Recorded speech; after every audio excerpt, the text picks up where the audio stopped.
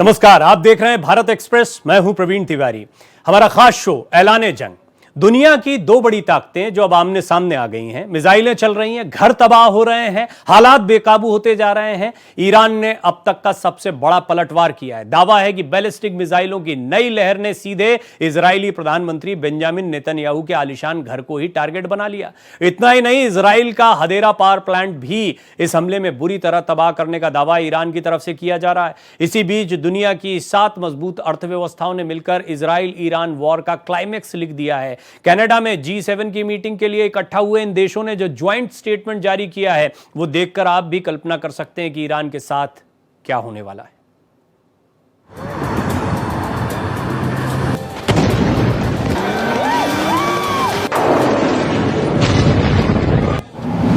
Israel Iran war का climax.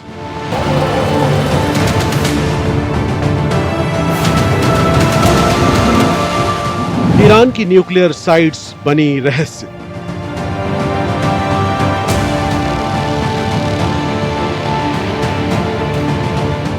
Iran को बताया आतंकवाद का गढ़।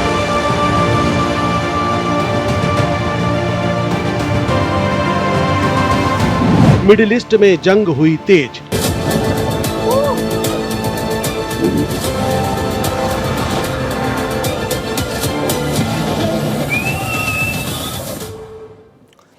शुरुआत में इजराइल ने ईरान पर 13 जून की सुबह भीषण हवाई हमले किए थे। इस हमले में कम से कम 200 से ज्यादा ईरानी नागरिक मारे गए, जबकि 400 से ज्यादा जख्मी हुए। इस हमले के जवाब में ईरान ने भी इजराइल पर मिसाइलों और ड्रोन से हमला किया, जिससे इजराइल को भी भारी नुकसान पहुंचा है। इस हमले में कम से कम 16 इजरायली नागरिकों की मौत हो गई, जबकि 30 से ज्यादा घायल हुए थे। कई दिन बीत चुके हैं और खतरनाक मोड़ ले चुके इस जंग में कई इलाके खंडर में तब्दील हो चुके हैं।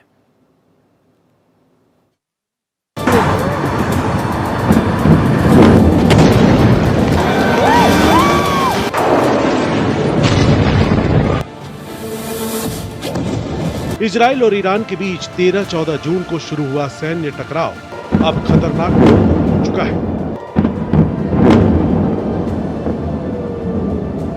इजराइल की ओर से तेहरान में परमाणु सुविधाओं और सैन्य ठिकानों पर किए गए हवाई हमलों ने ईरान को भारी नुकसान पहुंचाया, जबकि ईरान ने जवाबी कार्रवाई में इजराइल के तेल अवीव, हाइफा और बेन गुरियन एयरपोर्ट पर बैलिस्टिक मिसाइलें और ड्रोन हमले किए।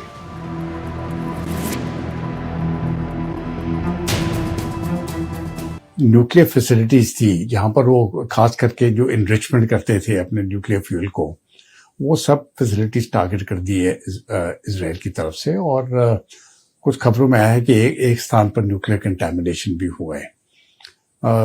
उसकी रिलायबिलिटी क्या है वो भी चेक करने की आवश्यकता है, लेकिन रिपोर्ट्स आ रही है। उसके बाद दोनों की तरफ से, इजराइल की तरफ से भी और ईरान की तरफ से भी शहरों के ऊपर फायरिंग हुई है, जो मिसाइल हमले हुए हैं। तेल अवीव में काफ़ी नुकसान हुआ है और ईरान में काफ़ी जगहों पर भी बहुत नुकसान हुआ है। लेकिन इस नुकसान के बावजूद जो कैजुअल्टीज हैं, जिस प्रकार से हमला हुआ है, जितनी कैजुअल्टी हो सकती थी उतनी नहीं है। तो मैं समझता हूँ कि लोग अपनी सुरक्षा के लिए उन्होंने अपने घर वगैरह छोड़ दिए होंगे या कहीं शेल्टर लिया होगा जहां पर मिसाइल्स नहीं बरस रही है। इजरायली सेना ने भी बड़ी कार्रवाई की है। इजरायली रक्षा बलों यानी IDF ने ईरान के सशस्त्र बलों के नवनियुक्त चीफ ऑफ स्टाफ और वरिष्ठ सैन्य कमांडरों में से एक अली शादमानी को भी मार गिराने का दावा किया है। इजराइल के प्रधानमंत्री नेतन्याहू ने ईरान से जंग के दौरान एक बार फिर बड़ा दावा किया। पीएम नेतन्याहू का कहना है कि ईरान नरसंहार के खतरनाक हथियार बना रहा है। वो 20,000 मिसाइलों का जखीरा तैयार कर रहा है, लेकिन हम ईरान के परमाणु हथियारों को खत्म करके ही रहेंगे। इजराइल और ईरान के बीच तनाव चरम पर है और दोनों देशों के बीच युद्ध जारी है। इजराइल ने ईरान पर बड़ा हमला किया, जिसमें ईरान के परमाणु ठिकानों और सैन्य प्रतिष्ठानों को निशाना बनाया गया।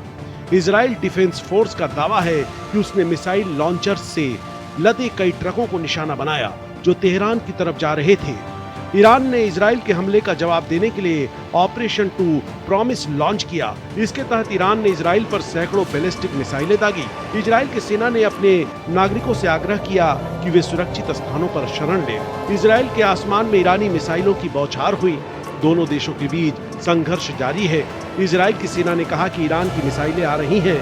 यरूशलेम में सायरन की आवाजें सुनाई दे रही हैं, जबकि कई वीडियो में तेल अवीव और यरूशलेम के आसमान पर मिसाइलें दिखाई दे रही हैं और उनमें से कई को इजराइल की वायु रक्षा प्रणाली द्वारा रोक दिया गया है। ईरान ने शिराज शहर से इजराइल पर बैलिस्टिक मिसाइलों की बारिश की, जिससे उत्तर में हाइफा से लेकर दक्षिण में इलाट तक लगभग पूरे इजराइल में रेड अलर्ट जारी किया गया। तेल अवीव, यरूशलेम, बेयरशेवा, हाइफा और दर्जनों अन्य शहरों में हवाई हमले की सायरन की आवाज सुनी गई।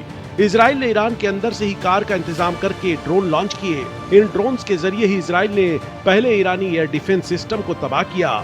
इजराइल ने तेहरान शहर पर फिर बमबारी की, साथ ही ऑयल रिजर्व को भी निशाना बनाया। इससे पूरे शहर में काला धुआं हो गया।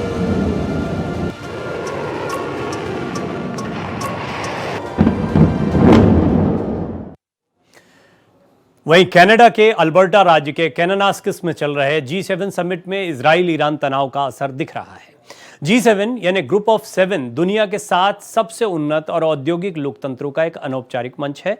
इसके सदस्य देशों में Britain, Canada, France, Germany, Italy, Japan और संयुक्त राज्य अमेरिका शामिल हैं। इसका मुख्य उद्देश्य वैश्विक आर्थिक मुद्दों पर चर्चा करना और नीतियों को समन्वयित करना है। कनाडा में समिट के पहले दिन G7 देशों ने इजराइल का समर्थन किया। जारी किए गए साझा बयान में कहा गया कि इजराइल को अपनी आत्मरक्षा करने का अधिकार है। ईरान के पास कभी भी परमाणु हथियार नहीं होने चाहिए।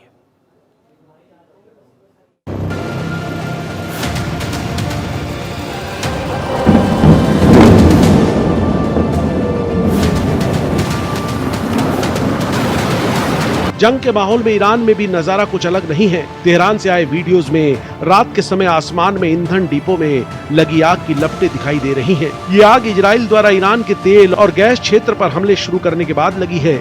इसका असर वैश्विक अर्थव्यवस्था पर भी पड़ेगा। वहीं ईरानी राष्ट्रपति ने कहा कि इजराइल के हमलों का पूरी ताकत से जवाब देंगे। हम दुश्मन के हमलों का पूरी ताकत से जवाब देंगे और हम उन हमलों का उसी स्तर पर जवाब देंगे जिस स्तर पर वे हमारे खिलाफ गए थे।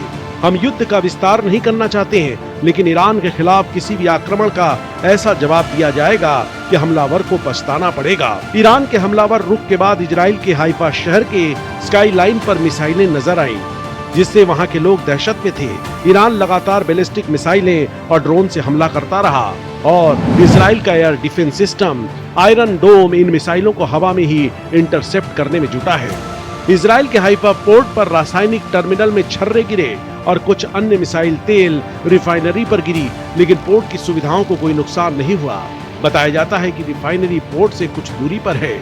कोई भी देश अपना जो नुकसान हुआ वो बताता नहीं है, लेकिन इस समय पर जो नुकसान हाइफा में हुआ है, मुझे लगता है कि इजराइल ने उसको कंट्रोल पे ला गया है। वो अंडर कंट्रोल है और वो उसको संभाल लेगी।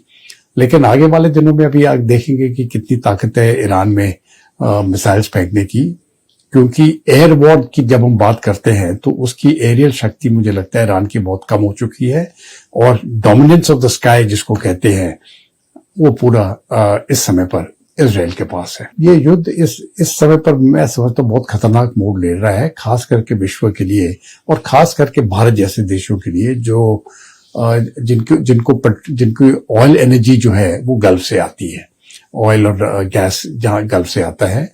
क्योंकि अगर महंगाई बढ़ जाए और ये सप्लाई वगैरह रुक गए तो तेल की कीमतें बहुत महंगी हो जाएंगी, डबल हो सकती है अगर ये पूरा बंद हो गया तो।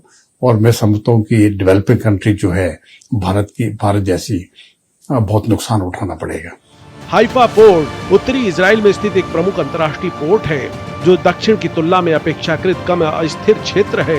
यह देश के आयात और निर्यात दोनों के लिए एक महत्वपूर्ण पोर्ट है। इजराइल और ईरान के बीच हमले जारी हैं। इस बीच व्हाइट हाउस ने कहा कि मिडिल ईस्ट में अमेरिकी सेना रक्षात्मक मुद्रा में बनी हुई है और इसमें कोई बदलाव नहीं आया है। व्हाइट हाउस के प्रवक्ता एलेक्स फीफर ने सोशल मीडिया पर एक पोस्ट में कहा, हम अमेरिकी हितों की रक्षा करेंगे।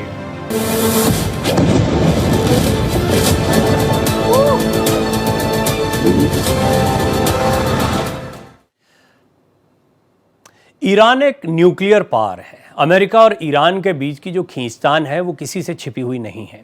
इजराइल फिलिस्तीन की लड़ाई हो या इजराइल के जो आसपास के देशों के साथ संबंध रहे हों, ये किसी से छिपे हुए नहीं हैं। कुल मिलाकर ये लड़ाई उतनी छोटी या सीमित नहीं है जितनी दिखाई पड़ती है। इस लड़ाई में दुनिया के बड़े बड़े प्लेयर्स दिखाई देते हैं और G7 में जिस तरह से ईरान के पास में परमाणु हथियार नहीं होना चाहिए जैसी बात पर सभी लोग एकमत दिखाई दे रहे हैं, वो इस ओर इशारा करता है कि क्या इस लड़ाई में परमाणु बम जैसी कोई चीज़ हो सकती है और क्या जो न्यूक्लियर पावर प्लांट्स को बर्बाद किया है, जैसा शुरुआती खबरों में आया, इजराइल ने दावा भी किया है, उसके बाद में ईरान के पास कोई परमाणु ताकत बचती है। ऐलान जंग तो हो गया, दोनों तरफ से भारी बमबारी भी की गई, नुकसान भी दोनों तरफ से हुआ है, लेकिन इसके बाद कुछ सवाल खड़े हुए हैं। जैसे पहले बड़ा सवाल खड़ा होता है कि इजरायली हमले के बाद क्या ईरान परमाणु बम बना पाएगा? ईरान के न्यूक्लियर प्रोग्राम को आखिर कितना नुकसान पहुंचा है? जब इजराइल ने हमले शुरू किए तो ईरान में 3 ऐसे न्यूक्लियर साइट्स थी जहां यूरेनियम को इनरिच यानी शुद्ध करने वाले प्लांट चल रहे थे। इजराइल ने ईरान पर व्यापक सैन्य हमले किए जिससे ईरान की कुछ सबसे महत्वपूर्ण परमाणु सुविधाओं को निशाना बनाया गया। ऐसे में सवाल है कि इजराइल ने जो इतना बड़ा रिस्क लिया है उसमें उसे कितनी सफलता मिली है, यानी उसने ईरान के परमाणु कार्यक्रम को कितना नुकसान पहुंचाया है।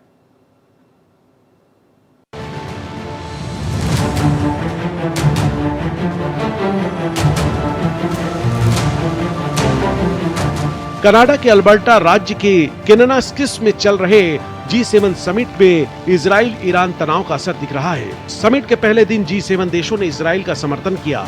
एक साझा बयान में कहा कि इजराइल को अपनी आत्मरक्षा करने का अधिकार है। ईरान के पास कभी भी परमाणु हथियार नहीं होना चाहिए। इससे पहले अमेरिका के राष्ट्रपति डोनाल्ड ट्रंप ने ऐलान किया कि वह समिट को बीच में छोड़कर अमेरिका लौट रहे हैं। व्हाइट हाउस ने बताया कि मिडिल ईस्ट में तनाव के चलते ट्रंप ने यह फैसला लिया है। ऐसे में सवाल उठता है कि क्या अमेरिका जंग में शामिल होने जा रहा है? वो अहम मसले क्या हैं जिनके लिए ट्रंप शिखर सम्मेलन छोड़कर वापस लौटे हैं? ट्रंप पहले ही खुलकर इजराइल का समर्थन कर चुके हैं, लेकिन अब तक अमेरिका ने सीधे तौर पर जंग में उतरने का ऐलान नहीं किया है। लड़ाई तो मुझे लगता है वो परमाणु हथियार की है, क्योंकि जब से आयतुल्ला आए थे ईरान में, जब इरानियन रेवोल्यूशन हुआ था, तब से उन्होंने जिक्र किया था कि हम ईरान को बर्बाद कर देंगे। आयतुल्ला आने से पहले शाह ऑफ ईरान थे और शाह ऑफ ईरान और इजराइल की अच्छी दोस्ती थी। तो ये जो बार बार आयतुल्ला की तरफ से स्टेटमेंट्स हैं, और अभी आयतुल्ला खमीनी है जो बेसिकली पावर सेंटर है ईरान का, वो बार बार यही स्टेटमेंट देते हैं कि हम ईरान को खत्म कर देंगे। तो इजराइल को इस बात का डर है कि अगर इनके पास परमाणु हथियार आ जाए, वो तो एक ही बॉम्ब काफी है इजराइल को खत्म करने के लिए, तो वो किसी भी हालत में ये न्यूक्लियर डिवाइस ईरान में आने नहीं देंगे। और ये जो हमला हो रहा है, ये मुझे लग रहा है इजराइल ने इसलिए किया है कि वो समझता है कि हो सकता है ईरान एक न्यूक्लियर हथियार डेवलपमेंट करने के लिए बहुत नजदीक पहुंच चुका है। व्हाइट हाउस और पेंटागन दोनों जगह देर रात तक मीटिंग का दौर जारी है। ये ईरान के लिए शायद आखिरी मौका हो सकता है, इससे पहले कि अमेरिका सीधे तौर पर इस जंग में शामिल हो जाए। अमेरिकी राष्ट्रपति डोनाल्ड ट्रंप ने ईरान की राजधानी तेहरान में रहने वाले सभी लोगों को तुरंत शहर खाली करने की चेतावनी जारी की है। उन्होंने कहा कि ईरान का न्यूक्लियर डील साइन न करना मूर्खता है। इजराइल के जारी हमलों के बाद से ही तेहरान छोड़कर लोग दूसरे शहरों में जा रहे हैं, जिसकी वजह से सड़कों पर जाम जैसी स्थिति बन गई है।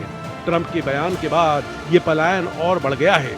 वहीं इजरायली पीएम बेंजामिन नेतन्याहू ने जंग खत्म करने को लेकर कहा कि अयातुल्ला खामेनेई की हत्या से जंग बढ़ेगी नहीं बल्कि खत्म होगी। इस बीच इजराइल और ईरान के बीच संघर्ष अभी भी जारी है।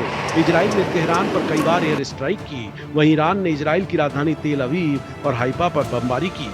इजरायली हमलों में अब तक 224 ईरानी मारे जा चुके हैं, जबकि 1481 लोग घायल हुए हैं। वहीं इजराइल में अब तक 24 लोग मारे गए हैं, जबकि 600 से ज्यादा घायल हैं।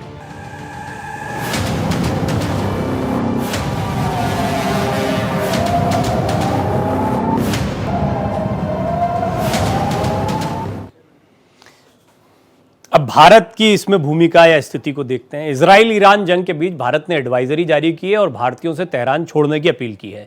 मिडिल ईस्ट में भारी तनाव के बीच में भारत ने ईरान की राजधानी तेहरान में रह रहे अपने नागरिकों को तेहरान से निकल जाने के लिए कहा है। तेहरान में रह रहे भारतीय नागरिकों और भारतीय मूल के लोगों से सुरक्षित जगह स्थानांतरित होने के लिए कहा गया है। साथ ही भारतीय नागरिकों से भारतीय दूतावास के संपर्क में रहने का आग्रह भी किया गया है।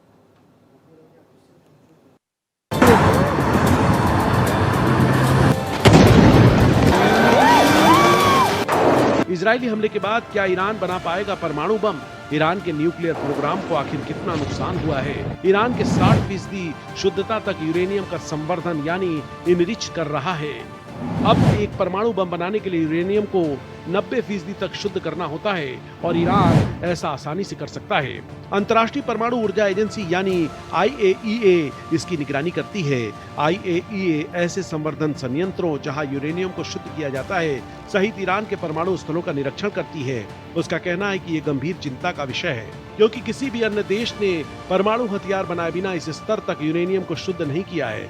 पश्चिमी देशों का भी कहना है कि इस स्तर तक यूरेनियम को इनरिच करने का कोई नागरिक औचित्य नहीं है। हालांकि ईरान ने बार बार और साफ साफ दावा किया कि वह परमाणु हथियार न बना रहा है और न ही इसकी कोई ऐसी इच्छा है। ईरान ने परमाणु अप्रसार संधि पर साइन कर रखा है और उसका कहना है कि शांतिपूर्ण उद्देश्यों के लिए उसके पास भी परमाणु प्रौद्योगिकी के इस्तेमाल करने का अधिकार है। जब इजराइल ने अपने हमले शुरू किए, ईरान में 3 ऐसे न्यूक्लियर साइट थी जहां यूरेनियम को इनरिच यानी शुद्ध करने वाले प्लांट चला रहे थे। अभी शुरू करे ईरान बॉम्ब बनाने के लिए तो मुझे लगता है 5 या 10 साल लगेंगे।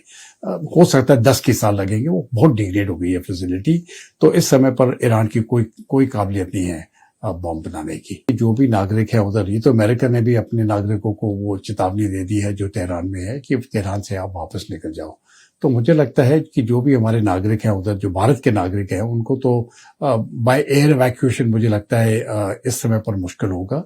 लेकिन नजदीकी किसी दूसरे देश पे वो इराक की तरफ चले जाए, कहीं और चले जाए जहां से उनको एयरलिफ्ट मिल सकती है और भारत की तरफ से वो कोशिश होगी उन सबको इवैक्यूएट करने की। ये लड़ाई अगर ये आगे चलती गई, अगले 2-3 दिन और बढ़ती गई, तो मुझे लगता है ये बहुत खतरनाक मोड़ ले सकती है और ये सिविलियन ठिकानों के ऊपर कई बॉम्ब गिरेंगे। इसीलिए ये चेतावनी दी है सिविलियंस को कि वहां से आप निकल जाइएगा। और अमेरिका ने भी अपने देशवासियों को ये चेतावनी दी है। IAEA मानदंड के मुताबिक 17 मई तक अनुमान लगाया गया था कि ईरान के पास 9 परमाणु हथियार बनाने के लिए 60% तक पर्याप्त यूरेनियम समृद्ध है। निचले संवर्धन स्तर पर ईरान के पास और ज्यादा बमों के लिए पर्याप्त यूरेनियम है। अधिकारियों ने कहा है कि ईरान का सबसे समृद्ध यूरेनियम भंडार IAEA की मुहर के तहत इस्फहान में जमा है। IAEA ये नहीं बताता कि इसे कहां स्टोर किया गया है, न ही ये बताता है क्या ये हमलों से प्रभावित था। IAEA को नहीं पता था कि ईरान के पास अपने संयंत्रों के बाहर कितने सेंट्रीफ्यूज हैं। अब ईरान ने कह दिया कि हमले के बाद वह IAEA के साथ सहयोग नहीं करेगा। ऐसे में अटकलें बढ़ गई हैं। ईरान उन सेंट्रीफ्यूज की सप्लाई में से कुछ का इस्तेमाल करके एक गुप्त संवर्धन संयंत्र स्थापित कर सकता है।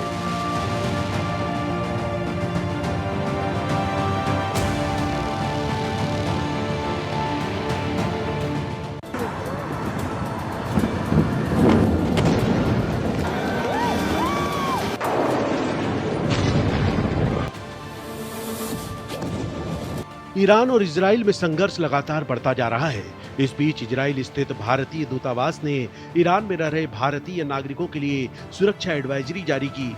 किसी भी आपात स्थिति में दूतावास के टेलीफोन नंबर 972547520711 और 972543278392 या ईमेल cons1.televiv@mea.gov.in पर संपर्क करने की सलाह दी है। मिडिल ईस्ट में जारी तनाव के बीच भारत ने ईरान की राजधानी तेहरान में रह रहे अपने नागरिकों को तेहरान से निकल जाने के लिए कहा है। तेहरान में रह रहे भारतीय नागरिकों और भारतीय मूल के लोगों से सुरक्षित जगह स्थानांतरित होने के लिए कहा गया है। साथ ही भारतीयों से दूतावास से संपर्क करने का आग्रह किया गया है। तेहरान में भारतीय दूतावास ने एक आपातकालीन हेल्पलाइन भी स्थापित की है। ये रहे हेल्पलाइन नंबर 989010144557, 989128109115, 989128109109। एम्बेसी ने तेहरान में उन भारतीयों को भी निर्देश दिया है जो उनसे संपर्क नहीं कर पाए हैं। एम्बेसी ने कहा कि जो भारतीय अब तक हमसे संपर्क नहीं कर पाए हैं वो तुरंत संपर्क करें। विदेश मंत्रालय ने एक टेलीग्राम चैनल बनाया है जहां छात्र अपने संपर्क विवरण अपडेट कर सकते हैं और ताजा जानकारी प्राप्त कर सकते हैं। भारतीय विदेश मंत्रालय की रिपोर्ट के मुताबिक ईरान में 10,765 भारतीय नागरिक रहते हैं।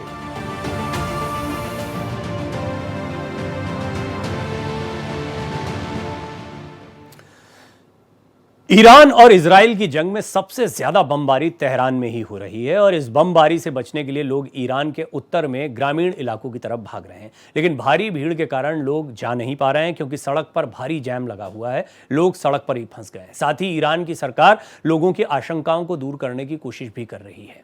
आज के लिए इतना ही। देश विदेश की हर बड़ी खबर के लिए बने रहिए भारत एक्सप्रेस के साथ।